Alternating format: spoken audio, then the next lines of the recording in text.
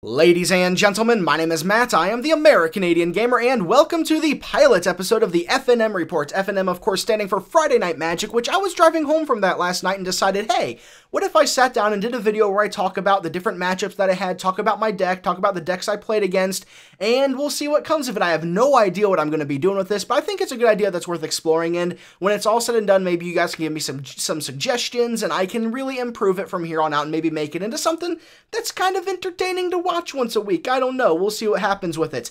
But basically, I just want to go over my Friday Night Magic experience and just talk about the things that happened, and maybe we can all learn something from the things that I got wrong and the mistakes I made and the opponents I played and everything else. So, first things first, I'm not really sure how to do this, what kind of format to use.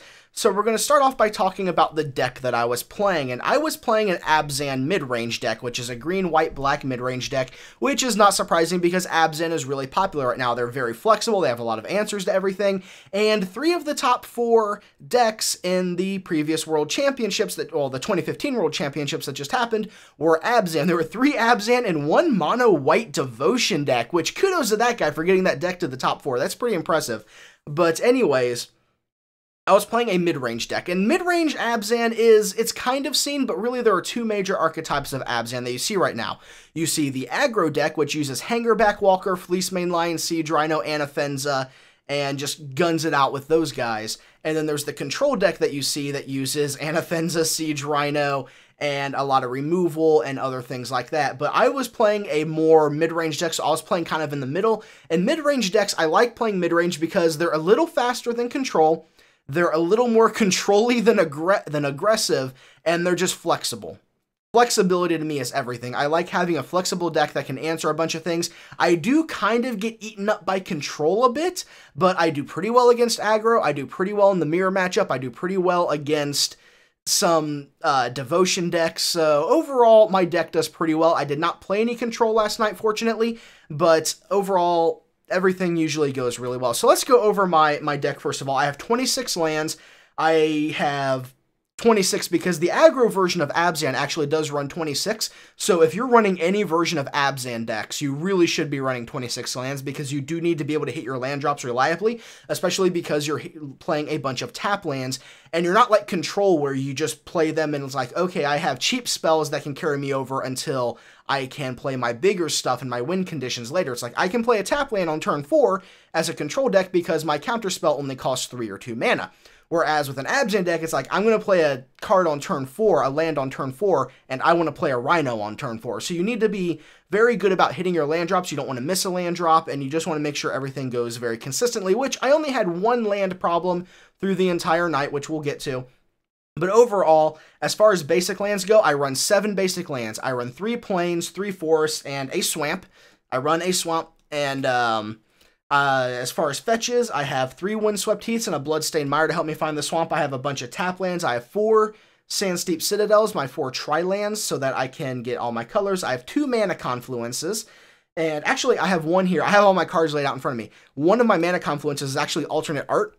A friend of mine, her sister's boyfriend, does alternate art stuff, and maybe there's a glare on that. Let me take it out of the sleeve. And is that just beautiful? Look at that. That is just beautiful. And for those of you who may not know, let me show you what a regular mana confluence actually looks like, and we can compare the two. Compare the two. Look at that. Is that not just beautiful? Absolutely beautiful. I love that. I'm so sad that it's rotating out because I'm going to miss playing with that card. I love it. I love that mana confluence. It makes me feel good every time I play it. As far as other special lands, I have an Urberg, Tomb of Yawgmoth, so that I can turn all my lands into swamps, which actually did help me quite a bit. There were times where I had my fetch lands out, but I didn't need to crack them, because you have to pay 1 life. I didn't need to crack them. I could just tap them as a swamp when I was playing against a deck. When I was at low life, I was playing against another Abzan deck, and he put a Siege Rhino down, put me down to 3 life, so all you had to do was play another Rhino, and I didn't have to crack my fetches to play my own Rhino. And then I got to 6 life, and good things happened because of that. So, Urberg, definitely good to have. Another card I'm going to be sad to see rotate, because it's M15. That's going to hurt this deck a little bit.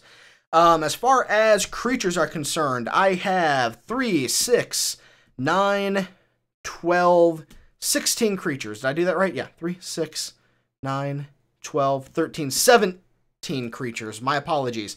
17 creatures. My main creatures in this deck are, of course, the infamous Siege Rhinos. I run 4 Siege Rhinos in this deck because they are the great stabilizers of the deck. You get them out, they give you a 6 health swing, so you gain 3, they lose 3, and you just have a big fatty on the board that's very difficult to take care of. It can't be ultimate priced, it can be roasted, it can't be stoked, it can't be struck.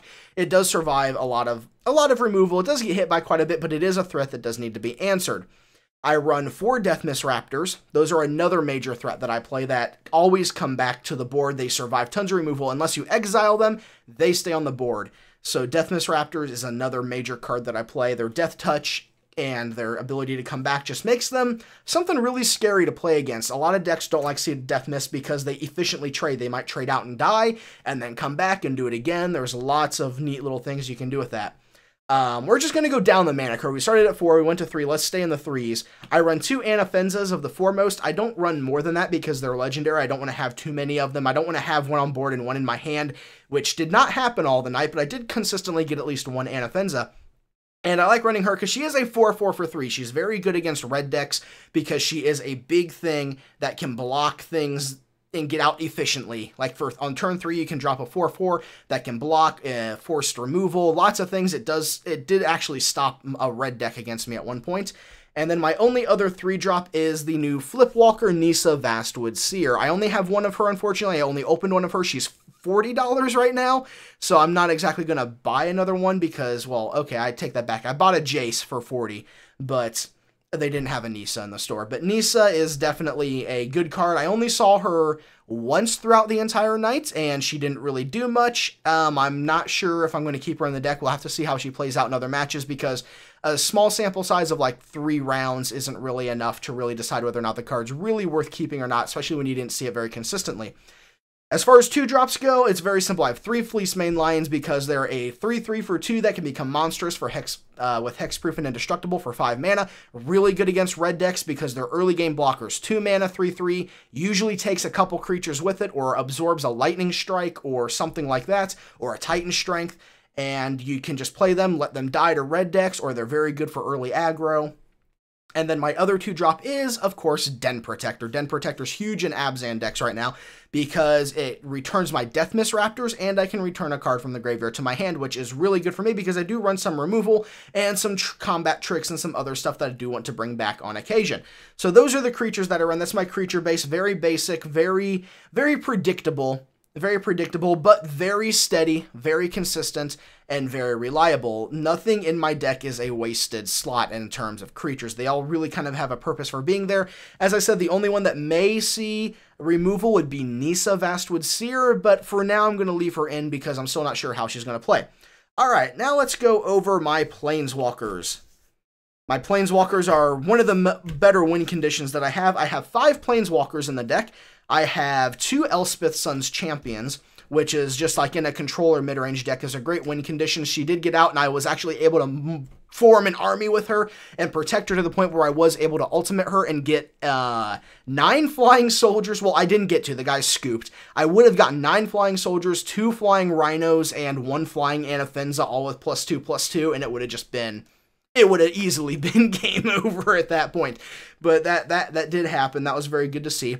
I do have Sorin, Solemn Visitor, who is there to... He can help do the aggro and help against the mirror match because he does make your rhinos capable of killing other rhinos, but he also can make you gain a ton of life against red decks. Because if I plus him up when I have a rhino on board or an Anafenza and like some Fleece Mane Lions, I can gain like 12 or 13 or more life in a single turn and really shut down a red deck pretty heavily.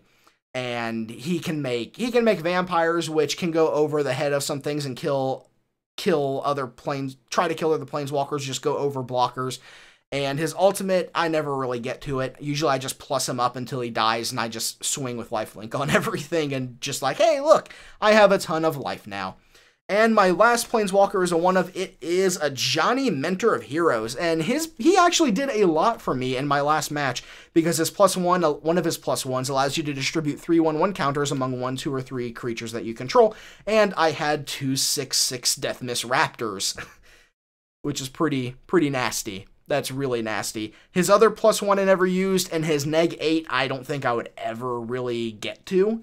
He usually will die before that happens, but you'll usually either get enough counters to win the match easily before that happens, or he'll die. You'll never really get to his big negative.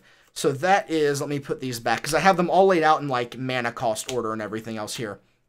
In terms of enchantments and artifacts, I have a Banishing Light, a single Banishing Light, just because it's a flexible form of removal. It did hit an Elspeth at one point. I was really glad to see it. I top decked and I was like, Elspeth dies, or well, it gets exiled, but I was able to get rid of an Elspeth with her, and just for fun, I run, well, this one's more predictable. A Whip of Erebos is really predictable in an Abzan deck, because whipping back a Rhino is really good. They hit the battlefield, you get that 6 life swing, and then they swing in for a 4/5 lifelink. It also gives my creatures lifelink, so that's really good against red decks, and it's just an overall good card. The ability to bring back a creature from the graveyard to the battlefield, give it haste, and it also has a lifelink is a really good effect. And I did run 2 whips initially, but before the match, or before the tournament started, I swapped one of them out for a Bow of Nylea, because this is one of my favorite cards in the game. I have a lot of fun memories with it, and I wanted to play with it one more time, and it did actually come out one game, and it actually did something. It actually gave one of my guys a counter that let me turn the clock from 3 turns till I win to 2 turns until I win, which did probably win me the game, because the guy was 1 land drop away from landing a bomb that would have basically reset the game. So that was really good for me. And Bow of Nylea, when your creatures are attacking, they have Death Touch, and it does like 4 different things that I just love. I love the Bow of Nylea. So there's those. Let's see here. In terms of my other 3-drop, let's go over my removal. My primary removal / flexible stuff. So let's see here. Banishing Light is a form of removal. My direct removal that I have in my main board is a single Ultimate Price and a Hero's Downfall. Hero's Downfall, for obvious reasons, can kill a creature, can kill a planeswalker. Ultimate Price, because it can kill a monocolored creature, which you see a lot of. In Abzan decks, you see Coursers of Krufix.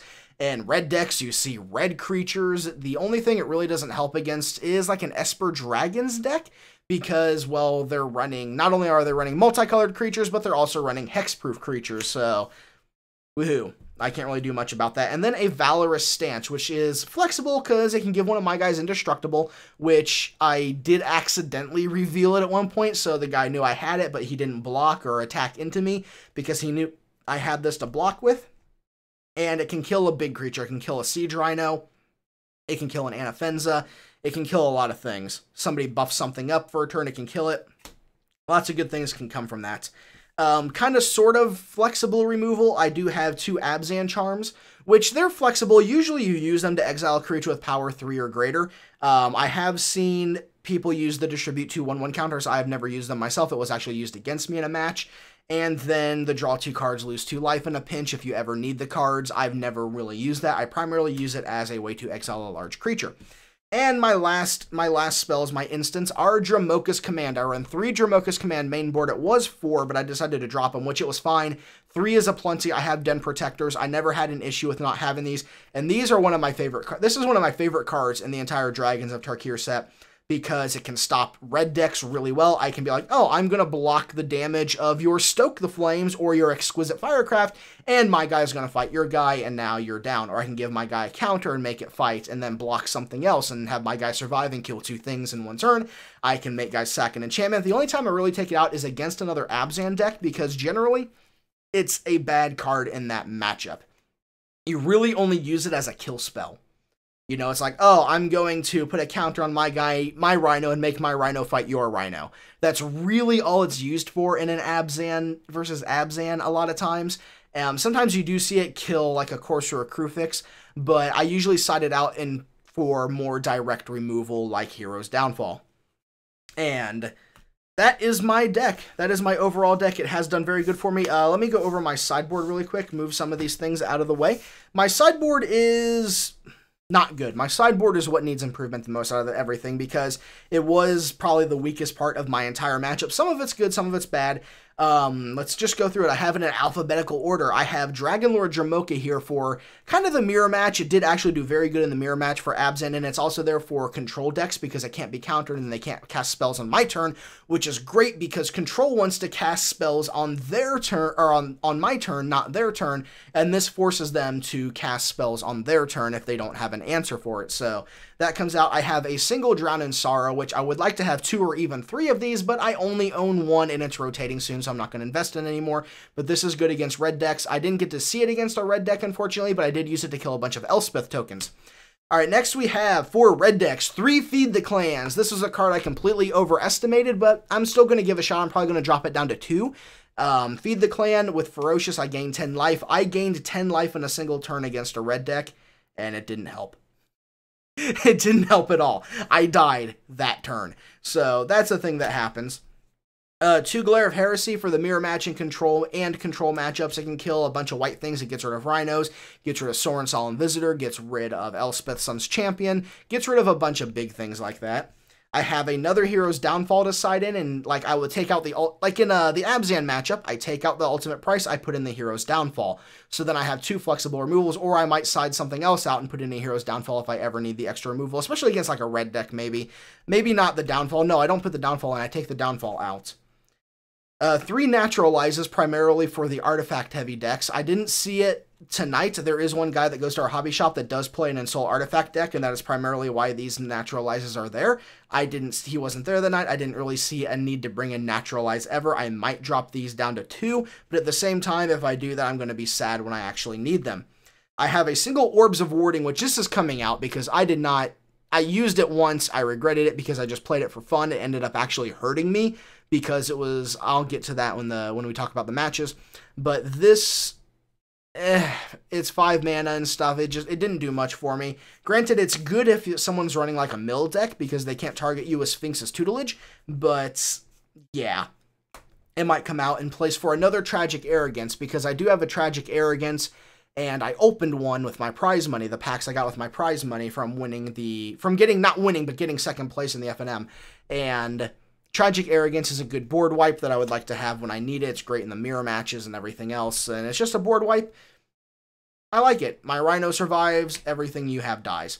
And then Ultimate Price, I have 2 of them sideboard. If I'm running against a red deck, I take out the Downfall, I put in the Ultimate Price. I take out something else and I put in the Ultimate Price as well. And then I have 3 Ultimate Prices, which are really good at killing little red creatures. So that's my sideboard, that's my deck. Let's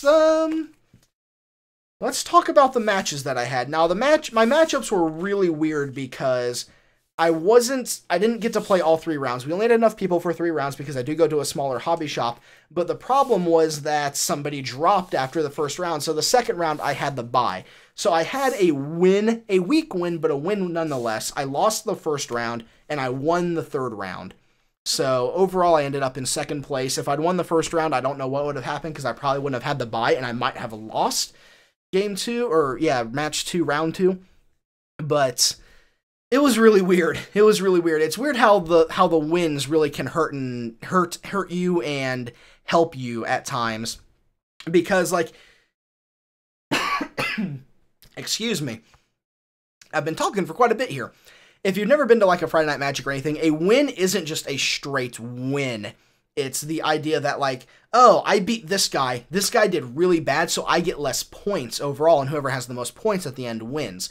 But if you beat a guy that does really well in the tournament, even if you don't do well from there on out, you'll still get points from them, so you can do okay. The guy that beat me did meh, and so I didn't really get many points off of him. The win that I had from the bye didn't really count for a lot, but it wasn't a loss, so it didn't count against me. And then my win was pretty good because I beat the guy that I beat a guy who beat the person who beat me. So the guy that beat me round 1 lost to this guy round 2, and then I beat this guy round 3. So that overall got me into second place, and my friend got third place, and someone else got first. So that was how everything went out. My first matchup was against a mono-red aggro deck featuring goblins. Lots of goblins. And Monastery Swiftspear, but lots of goblins. Primarily Dragon Fodder, Goblin Heel Cutter, Goblin Pile Driver, and Goblin Rabble Master. And then Exquisite Firecraft, Become Immense, Stoke, the normal stuff that you see out of a red deck. And game 1, the matchup where the red deck usually has the advantage, because usually when you go up against a red deck, you're going to lose round 1. That's usually how it goes, because red decks are incredibly fast, and then round 2 you bring in your sideboard and you're more capable of stabilizing against them. Well, round 1, I beat him. I just had all the answers when I needed them. That was it. I went first, which is always good against a red deck, because they don't get that first swing in, they don't gain that land that land advantage. And I got Fleecemane Lions and Offensas. I got my Dromokas commands when I needed them, then Siege Rhinos and stuff, and just overall, I took round 1 pretty well.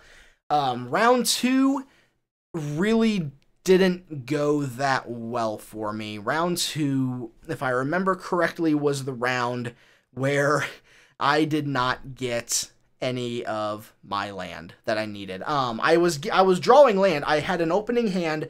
I need to write this stuff down. Next FNM, I'm going to write some of this stuff down so I remember it more appropriately. But my opening hand was 3 Fleecemane Lions, 3 lands, none of which could produce white, and an Offensa. And I kept it, because I thought if I get 1 white land, I have 3 Fleecemane Lions in my hand. And I was drawing good cards, too. I drew... What was it? I drew another Dromokas command, which would have been helpful. I drew lots of good stuff. But I didn't see a white land until turn 5, and it was a tap land. And I did get a Rhino out after that, but I was really hurting by that point. I was able to kind of do some things and kind of mess with them a little bit, but I did get a Rhino out, and I got a little bit of life out of that. I made it fight a Goblin Rabblemaster, but then I went and did a Feed the Clan and gained 10 more life. So I went from 9 life to 19 life. He swung for 20. And I read him correctly. I went ahead and attacked with the Siege Rhino. I didn't hold it back as a blocker because he was dashing out Goblin Heel Cutters. And when Goblin Heel Cutters attack, the target creature cannot block this turn. And he was doing that to my Rhinos the whole time. I knew he had one, and he did reveal that he did have one. But he hit me with all of his guys, and then hit me with an Exquisite Firecraft, which was overkill. It wouldn't have mattered whether he played the Goblin or not, but he just played all this stuff. He hit me for 20 damage in 1 turn, and that was pretty painful. And the other game, it was just a red deck game. Just, how they sometimes red decks will just walk over you, and sometimes they won't. Sometimes you don't get the chance to stabilize. Game 3 was a lot of, I got this guy out to block, dash out Heel Cutter, go past my guys, and I didn't have answers. That's really what it came down to a lot of times. So he really just went wide and then stopped my blockers and then just went through me, which that's what red deck was. Goblin Pile Driver, I did have a chance to stop it at one point. I put out a Fleecemane Lion to block it, but he was running the red-green deck, the red-green Goblin deck that runs a Tarkus command and Become Immense, and he played a Become Immense on his Pile Driver in order to save it, and then he was able to hit me for massive amounts with it the following turn. So that was my first experience against that red deck, which that was frustrating because I've played a lot of red decks lately at Friday Night Magics. The past maybe 3 FNMs. No, this one, the previous one, and then most of the one before that, I played nothing but red deck. That was all I've played against. So it's really frustrating to play against the same deck over and over and over and over and over and over again like that. But that's how it happens sometimes. And so that's what happened round 1, and because I lost and somebody else dropped, I had the bye. So round 2, I had nothing to do. I just kind of watched things. I did nothing. And then round 3 came along, and I was playing against a guy that, me and him, his name's Travis, he's a good guy there, and me and him usually have really good matchups. We have fun matches, and we just have a good time when we play against each other, and he was playing Abzan Aggro, and I was playing Abzan Midrange, and my deck initially has the advantage in that matchup because I have bigger guys than he does, and I can stabilize much better against him. His deck is better against the aggressive decks, like the red decks, than mine is, and his deck is better against the control decks, but my deck is better against his deck by default. And game 1 was pretty much a nice back and forth playing. We were playing Rhinos. He got me down to 3, like I was talking about before earlier. I used my Urberg. I didn't have to crack my fetches, and I played a Rhino myself, and I got myself up from 3 to 6. He had a Rhino in hand, so he couldn't play it after that. And then I was able to drop an Elspeth Sun's Champion. And I had gotten ahead of him because he was missing land drops. That is really what hurt him this game. He was stuck on 3 land for quite a while. I got on an Elspeth, I pumped her up, and I was using, I don't have him here, I had Pokemon cards as my token. So I had Charmander, Squirtle, and Bulbasaur, pumped her up again, Charmander, Squirtle, Bulbasaur, pumped her up again, didn't have any more Pokemon to put out, so I had 3 Crux of Fates as the Elspeth tokens because I forgot my Soldier tokens. And I got Elspeth up to 7. And when you neg 7 Elspeth, you get an emblem that gives all of your creatures +2/+2 in flying. And I had enough creatures on the ground that he could block me. He had played a Sorin, and he negged Sorin to get a 2/2 flying vampire that could go over my guys. And he went into his attack phase, he plussed Sorin, so he gave his guy all of his guys +1 in lifelink, and he played an Abzan charm to give his guy 2/1/1 counters. So he had a 5/4 flying vampire with lifelink that was going to swing at my Elspeth and do a ton of damage to her and keep me from doing the ultimate. He swung. I just happened to have a single Abzan charm in hand, the only card I had in hand. I exiled his vampire. He scooped. He scooped on that. So, and then game 2 came down to he just had better cards. He just played much better than me. I played the Orbs of Warding one just for fun, and then when he played Tragic Arrogance, he chose Orbs of Warding as my artifact, my Banishing Light as my enchantment, and so my Whip of Erebos died, and my Fleece Mane Lion died. We both had a monstrous Fleece Mane Lion that just stared menacingly at each other, couldn't do anything. And there was one point where I did lose an... No, wait. No, I'm mistaken. No, never mind. Never mind. Ignore what I was just about to say, because I just realized what I was about to say was wrong, and I'm not going to say it. There you go.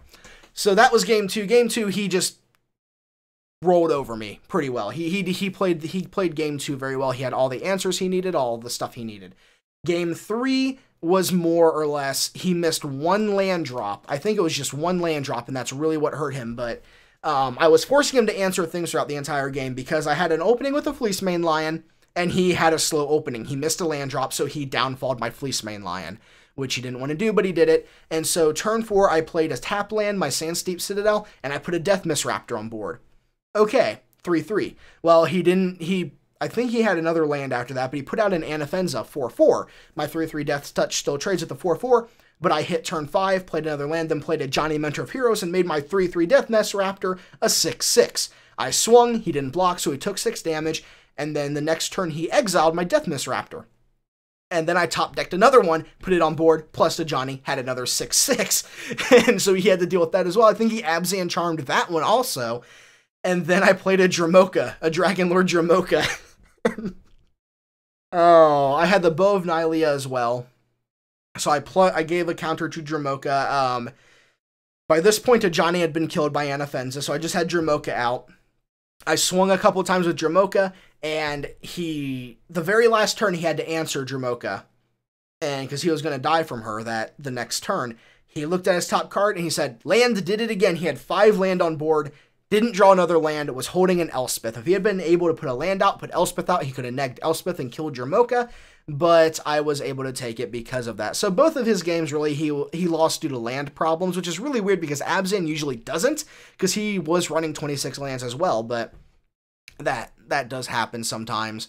That does happen sometimes. So that was the event. So what did I learn? What can we learn from that? Well, we can learn from everything that happened that red deck sucks. And then I'm tired of playing against it. But really, I overestimated the effectiveness of Feed the Clan. I realized that your sideboard... You don't want to think of your sideboard as an additional 15 cards to help you do things. You want to think of your deck as 75 cards. That's how you want to think of your deck. And then you just try to keep the main deck as flexible as possible against the meta that you're playing against. So I need to keep my main deck a little more geared towards fighting red. And then my sideboards can be a little bit better. So maybe running... not a Feed the Clan, but maybe running another Ultimate Price main board would be really good for me. That might actually be one of the better things I could do. I could probably drop a Feed the Clan out of my sideboard. I could probably drop Orbs of Warding. I could drop a single Naturalize. I would leave in the Glares. I would add another Tragic Arrogance. And I would probably... I don't know what I would add after that. I would like to add something like another Drown in Sorrow if I had one, but unfortunately I don't. Maybe a Bile Blight would be just as good. Languish, I'm scared of adding Languish because it kills off my Anafenza, it kills off my Death Misraptors, kills off my Den Protectors, kills off my Fleece Mane Lions. Really the only thing I have that survives it is Dragonlord, Jamoka, and Siege Rhino. It also kills off my Nissa. You know, I don't wanna lose that. And the token Nissa makes. A lot of my stuff dies to Languish, which is really bad. I don't want to see that happen. So we'll see what I do with my sideboard. But really what I learned is that I need more help against the red decks, and I don't really know where else to go with this video from here. I wanted to talk about my different matchups and how, you know, what we can learn from that. I did not play against the Heroic deck, which is fortunate because Heroic is really hard to play against. But I think I just need more ways to answer a red deck. I did learn how hard a red deck can be for me to answer, and I need ways to take care of that. I need to maybe borrow a Drown in Sorrow from a friend if I can get one, or maybe I can find one cheap. They're going to rotate really soon. Maybe I want to run something else that can take care of red decks. Maybe I need to run more ultimate prices. I don't know.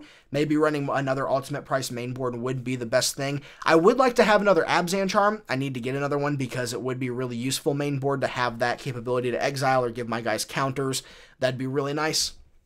That'd be really nice to have. Overall, though, Abzan Midrange is something that I will be playing next week, probably, because it is one of my favorite ways to play. I'm currently building a Sultai control deck that might do okay. Not really sure about it just yet. That'll run Dragons, it'll run Silumgar, the Drifting Death, Dragonlord Silumgar, and Tassiger, the Golden Fang, alongside Languishes, Silumgar Scorns, Sultai Charms, maybe a Feed the Clan or two, you know, that kind of stuff. So again, overestimating Feed the Clan, but 10 life in one turn is nothing to scoff at. That's a lot of life against an aggressive deck. That can turn the entire game sometimes. Not if you're going to take 20 damage in one turn, but I had lost that game long before I even got to that point. So I'm not really sure where else to go from here other than talking about... I think going over the matches was the best thing I could do, because that's when I really talked about the weaknesses and strengths of the deck and everything that I went against. I don't know really where to go with it from here. I would like suggestions. This is the pilot episode. I think next week I'll be much more prepared for it. I will have more things written down. I'll be much more ready to talk about the different things that I encountered. So I hope you enjoyed this. I'm not really sure what to think of it, but I'd like to see how this does. And after everything's all said and done, maybe it'll be worth trying out. I'm going to try it again next week. I will write things down more, and I will take more time to think about the different interactions and everything else. This, like I said, this is the pilot episode. We're going to figure all this stuff out. So, I hope you enjoyed this. If you've been doing Friday Night Magics, let me know. How have you been doing? What kind of decks are you playing? What kind of meta are you seeing? And as always, ladies and gentlemen, thank you so much for watching. My name is Matt, and I'll see you next time.